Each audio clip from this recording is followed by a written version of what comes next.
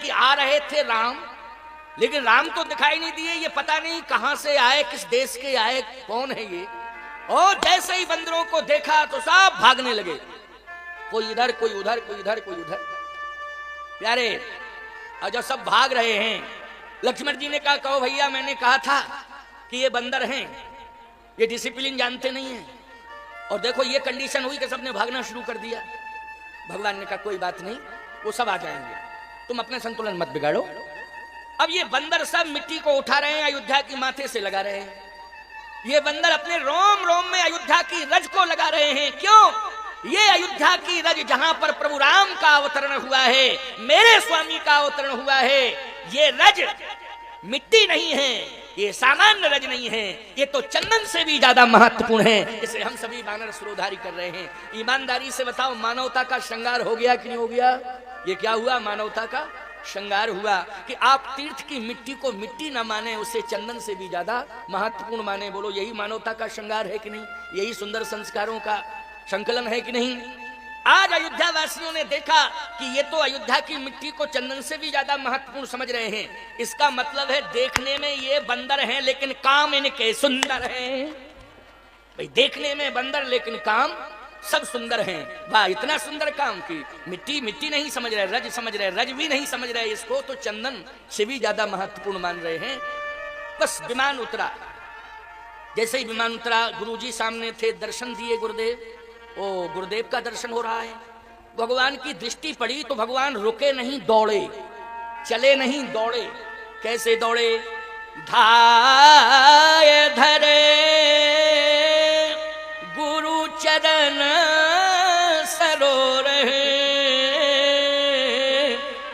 ओ अनुज सहित यति पुलक तनूर। भगवान दौड़े और गुरुदेव के चरणों में साष्टांग प्रणिपात किए, गिर पड़े।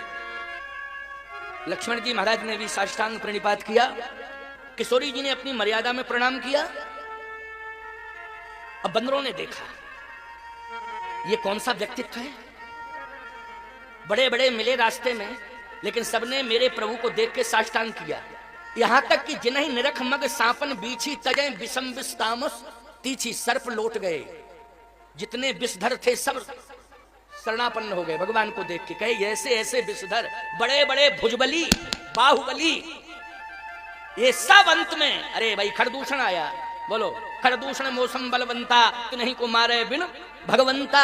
लेकिन उसने भी कहा, हम भर जन्म सुनहु सब भाई, देखी नहीं है सुंदर ताई। जद्यप भगनी कीन कुरूपा, वध लायक नहीं पुरुष अनूपा। तरुणौ रूप संपन्नौ सुकुमारौ महाबलौ। बोलो भाई, ये प्रशंसा कर रहा है खरदूषण, यानी रूप पर बलिहार है, उसने भी अपना समर्पण कर दिया। ऐसे ऐसे सब मेरे प्रभु को देख के समर्पण किए, लेकिन समझ में नहीं आ रहा ये कौन सा व्यक्तित्व अयोध्या में है कि जिसे देख करके सीधे साष्टांग दंडवत, सीधे ही गिर पड़े। बंदरों ने घेर लिया वशिष्ठ जी को। जैसे ही वशिष्ठ जी के आसपास बंदर आए तो वशिष्ठ जी ने कहा कि राम, ये कौन है? ये सब जो तुम्हारे साथ आए हैं, इनका परिचय तो दो। बंदर बोले, पहले आप अपना परिचय दो, फिर हमारा तो मिल ही जाएगा परिचय। आप कौन हैं? वशिष्ठ जी मुस्कुराने लगे, मुस्कुराने लगे। भाई हंसी आई जाएगी, है नहीं? लक्ष्मण जी ने कहा, देखा प्रभु, पहले ही आपसे कहा था कि इनको ये बंदर हैं, इनको जंगल में ही छोड़ दिया जाए, ज्यादा अच्छा है। लेकिन आप पता नहीं कितना प्रेम करते हैं, साथ में ले आए। अब गुरुवाई जी को चैलेंज दे रहे हैं, कह रहे हैं कि आप अपना परिचय दो, आप कौन हैं? आप हैं कौन? बोलो। एक आश्रम हमारा है, उसमें हमारा चेला महंत है। तो एक पता नहीं कहां से आ गया भोजन भट्ट। तो हम जैसे ही रात्रि के 12:30 बजे प्रवेश किए, गेट ही पर मिल गया। तो बोले, रुकिए, कौन हो? हम कहा, ये कौन पागल आ गया आश्रम में? कौन हो, परिचय दो। हम कहा, हट। बोले, हमारी ड्यूटी है, जब तक बता नहीं दोगे तब तक घुसने नहीं दूंगा। और अगर एक कदम आगे बढ़ाया तो फिर, अरे हमने कहा, गड़बड़ है मामला, अब गड़बड़ है मामला। संजोग की बात थी, उस दिन जो मेरा चेला महंत था वो बाहर गया था नहीं। अब हम आधा घंटे साहब गेट के बाहर खड़े रहे। फिर ग्वाला निकल के आया। 400 गौएं हैं हमारे आश्रम में। कहाँ? रायगढ़ में जो आश्रम है, 58 एकड़ में बड़ा आश्रम बना है। 400 ग्वाला निकल के आया। उसने देखा कि गुरुजी, दौड़ा, प्रणाम किया, उसको ललकारने लगा, तुमको शर्म नहीं आती? अब वो तो बुद्धिहीन आदमी था, लेकिन उसको ड्यूटी पर लगाया था कि रात्रि में कोई घुस ना पावे, रात्रि में कोई घुस ना पावे।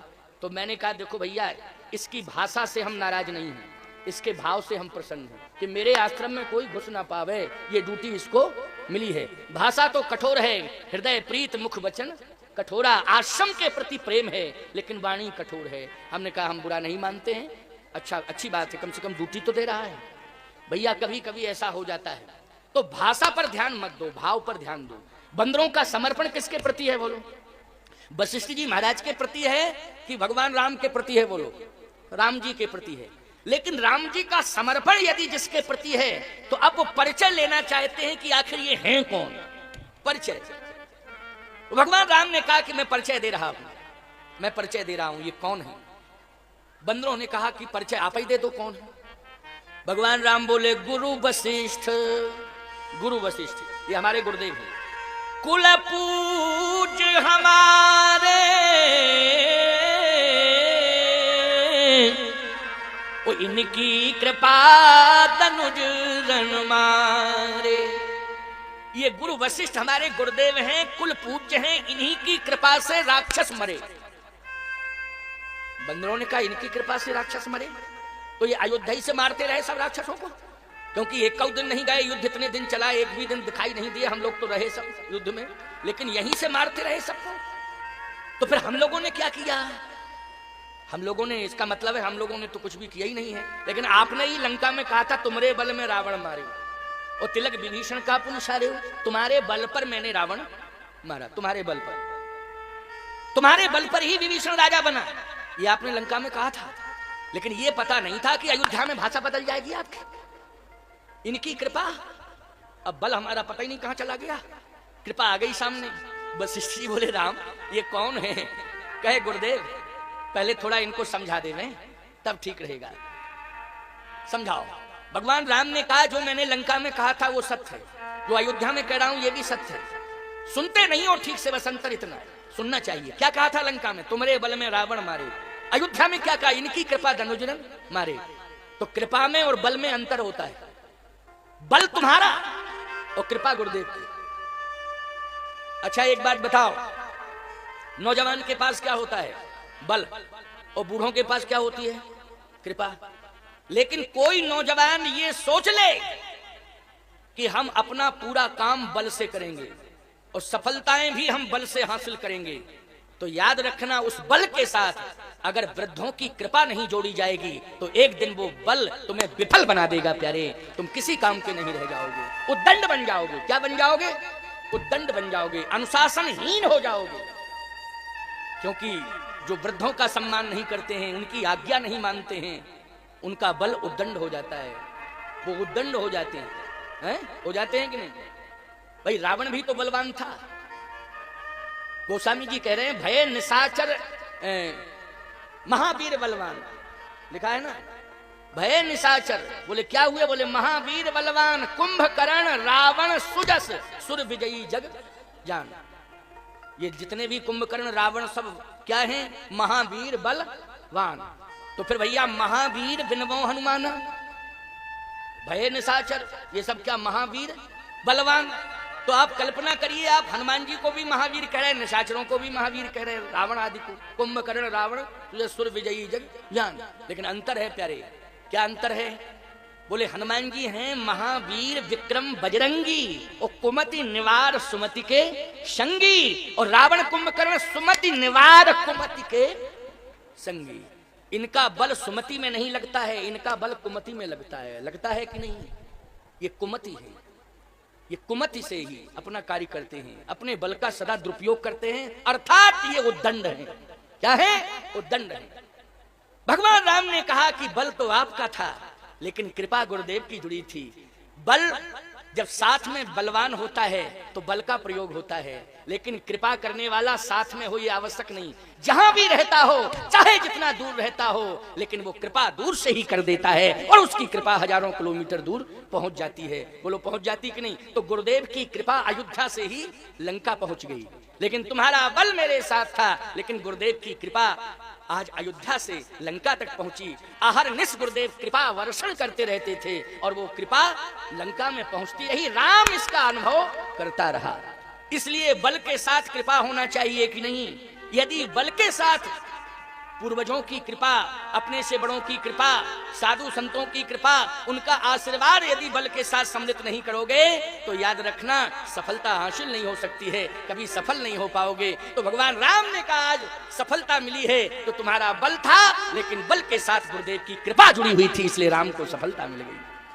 बंदरों ने कहा कि प्रभु अब अंतर समझ में आ गया कि बल हमारा है और कृपा गुरुदेव की है। भगवान ने कहा बात समझ में आ गई। हाँ हाँ। वशिष्ठ जी ने कहा राम ये हैं कौन जो तुम्हारे साथ आए? तो भगवान राम ने ये नहीं कहा ये बंदर हैं, ये नहीं कहा ये वनवासी हैं, ये नहीं कहा कि ये वन में ही मिल गए। क्या कहा? यही सब सखा सुनहो मुनि मेरे, ओ भयउ समर सागर कह बेरे, मम हित लाग जन्म इन हारे। ओ भरत जी सामने हाथ जोड़े खड़े थे। राम जी कह रहे भरत हुते मोहि अधिक प्यारे, ये मुझे भरत से ज्यादा प्यारे हैं। अब ईमानदारी से बताओ भरत से ज्यादा प्यारे, बोलो कितनी बड़ी बात कह दी भगवान ने।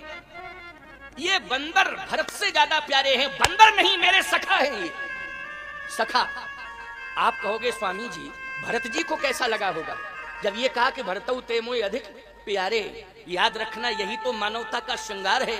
राम जी के मुख से ये शब्द निकला भरतउ ते मोहि अधिक प्यारे, यह सब सखा, ये मेरे सखा हैं, भरत से ज्यादा मुझे प्यारे हैं। तो याद रखना सखा जो होता है ना वो समान होता है, बराबरी का होता है कि नहीं होता? आहा। भरत जी ने जैसे सुना आंखों में आंसू आ गए। भरत जी हाथ जोड़ करके समूचे बंदरों को प्रणाम करने लगे। भरत जी महाराज कि ये मेरे स्वामी के सखा है, ये मेरे स्वामी के सखा है।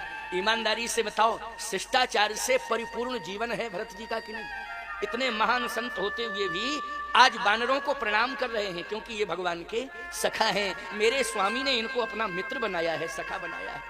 और भगवान का भी संबोधन, ईमानदारी से बताओ भगवान का संबोधन कितना श्रेष्ठ है? बोलो है श्रेष्ठ कि नहीं? आजकल तो लोग अपना परिचय देते हैं, पता नहीं क्या क्या कह के परिचय देने लगते हैं लोग, हैं? जबकि व्यक्तित्व तो कुछ भी नहीं है, लेकिन परिचय जब देते हैं तो ऐसा लगता है कि संसार में सुमेर पर्वत ही छोटा पड़ गया इनके आगे। क्यों भाई? इतना ऊंचा इनका व्यक्तित्व है कि सुमेर पर्वत जो है छोटा पड़ गया, बौना पड़ गया। इस तरह की बातें करते हैं। खबरदार, वाणी को संभाल के बोलना चाहिए, शब्द का संतुलन नहीं बिगड़ना चाहिए। शब्द का संतुलन बिगाड़ोगे शब्द श्राप दे देगा तुम्हें। इसलिए शब्द को संभाल करके जे नहीं बोल है वचन संवारे, बात अद्भुत विवश मत वारे। भरत जी महाराज ने जैसे प्रणाम किया उन बंदरों की आंखों में आंसू आ गए। आहा, परिचय तो बहुत ही विशिष्ट मिला। भगवान राम ने कहा गुरुदेव आपकी याद बहुत आती थी, बार बार आपकी याद आती थी। जब जब अयोध्या की याद आती थी, जब जब राम अवध सुधि करही, तब तब बारी विलोचन भरही। जब जब अयोध्या की याद आती थी गुरुदेव आपकी याद अवश्य ही आती थी कि गुरुदेव के श्री चरणार विंदों की सेवा नहीं कर पाया।